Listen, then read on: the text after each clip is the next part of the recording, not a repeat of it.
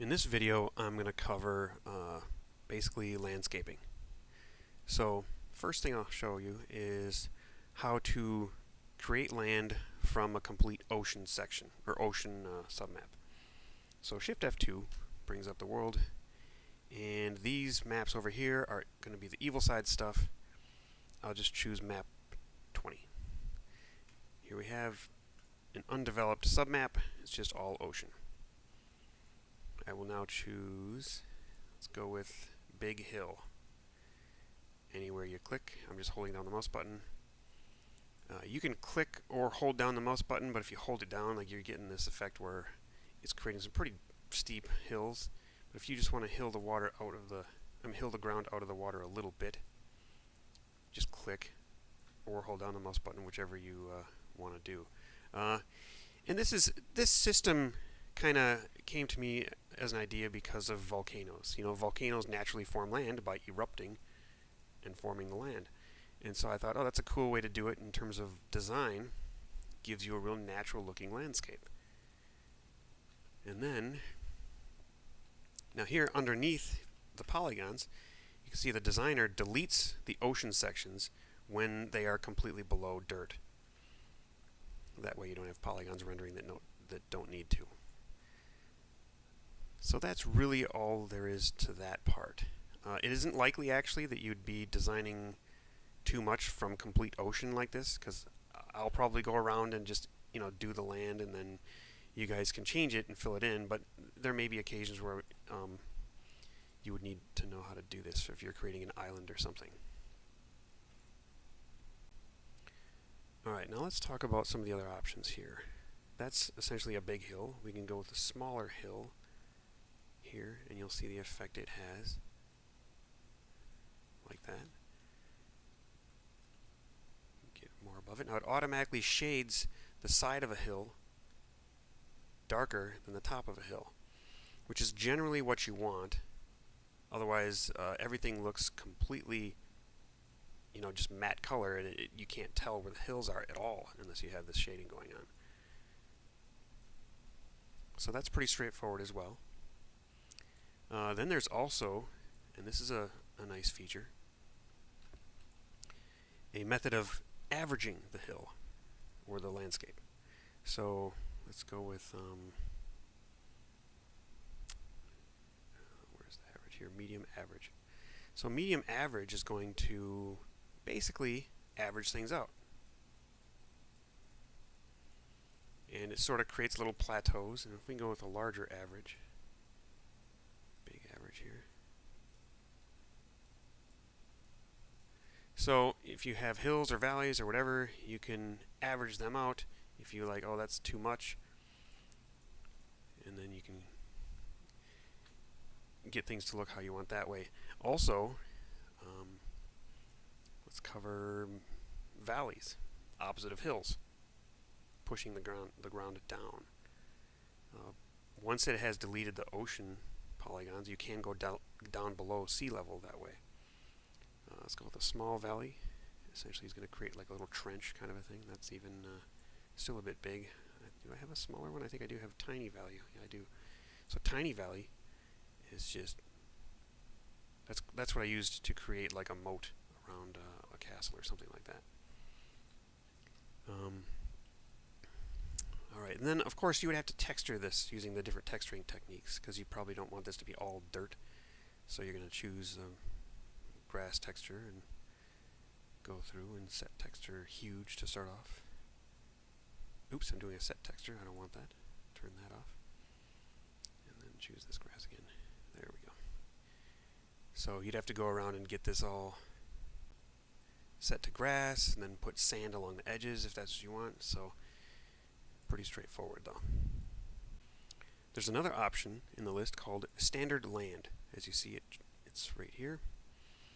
And standard land creates, you might have guessed it, just a standard circle of land, just slightly above water level. This I occasionally use. I generally like the hill system better, because it creates obviously a much more natural looking terrain. But if you find an area where you need it to be just a little bit above sea level near the ocean's edge, because you're going to put like a little village right next to the water, it's fine to use this kind of thing. Next, I would like to talk about the flatten options. Now, on this list here, there's a flatten option, but before I do that, I'm going to go to Select Move, and I'm going to select or click at the height I want to flatten to. So let's say about right here, sloping down, I click right there.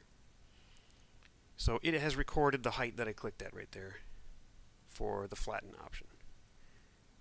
So I'm going to say medium flatten. And now, anywhere I drag the mouse, it will flatten the terrain to the height that I clicked at.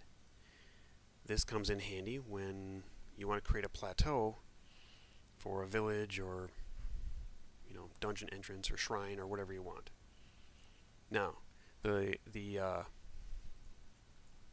texturing gets the lighting calculations for the texturing gets really dark because it's almost straight up and down here. So you'd have to fix that.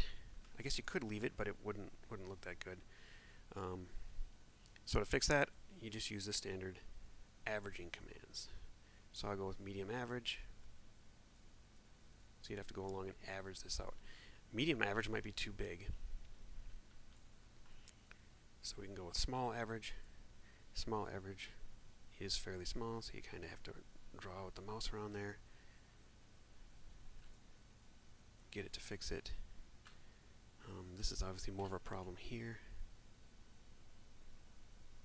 So it goes fairly slowly, so you'd have to go along the edges and fix them so you don't have the darkness.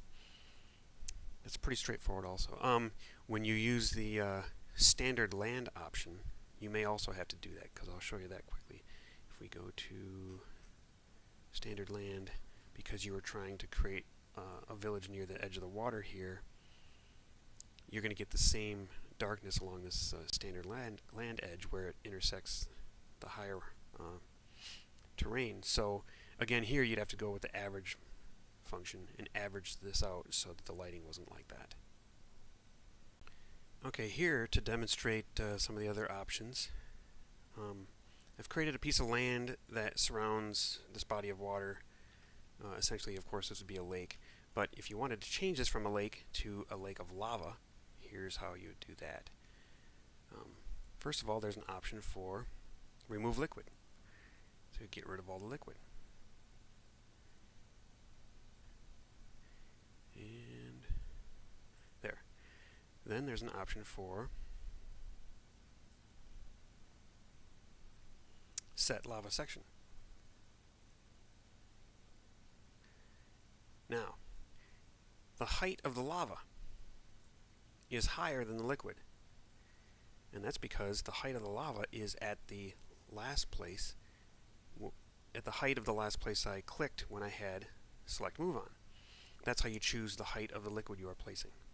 So I'm going to quickly go in and remove liquid. Let's get rid of the lava. Then I want to set the height of the liquid I'm about to place. So I'm going to go, let's say it goes, this is the base, up the slope to about there. It recorded the height. Now, set lava. There, now it's placing the lava at the height that I clicked just a second ago. Make sure you get these little corners. Sometimes you don't like right there. It can be real small, but otherwise you'll have a gap. And people will be able to see through the world and say, what the heck? Again, small gap here and right there. Alright, so there you have a lake of lava. Okay, just to cover the rest of the options that are in that list, the other option I want to cover is ground shading. So here, if I'm texturing, let's say I texture with, like I was saying before, I like to use these leaves underneath trees. So if I go here, I drop in some leaves underneath the trees. As I do that, it does the ground calculations for, and I should be using a multi-texture medium, not a set texture, because it'll be much nicer then. You can definitely see the difference here. Now it got rid of the shading underneath the trees near where I was multi-texturing. So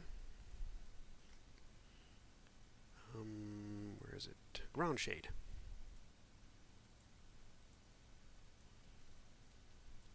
So you can turn the ground shading back on for these objects. That's what that option does. There's another option, delete objects. This deletes all the objects in a given section. It can come in very handy when you're trying to remove objects. The other option, let's see, reset ground vertices. I'll show you that in a minute. And in fact, I'll show you that right now because that's the last one. Reset ground vertices works in situations like this. First, I'm going to select move and I'm going to delete these walls.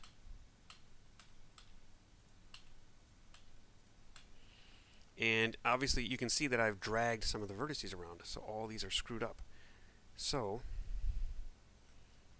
reset ground vertices sets them back to normal, and it shifted the section 90 degrees because I had used F4 here. But now everything's back to normal, so if you need to set the ground vertices back to normal, that's how you do that. Another important issue I need to cover here is changing terrain across section boundary or across submap boundaries. Now, if you're going to be the designer that adds content to this area, that's fine. Then, and you want to create some hills, no problem. The problem comes in, let's create a small hill here. And you can go ahead and create hills like this and do whatever you want. That's fine. However, you are using or making modifications to only this submap. So if you come over here and you make a hill right there, you've just screwed up this submap, because this submap isn't going to have your changes. So there's not going to be a hill on this side. There's only going to be a hill on your side. So you're going to see a gap here. People are going to be able to see through the world here. Because basically somebody else might be working on this map and they don't know that you've made a hill right here. So you can't do that. So when you're making hills or modifying the terrain in any way, you have to be careful not to do it next to the submap boundary here. I can fix those edges when I get the submaps from people, but it can be a major pain. So try not to adjust anything that is close to these submap boundary markers here.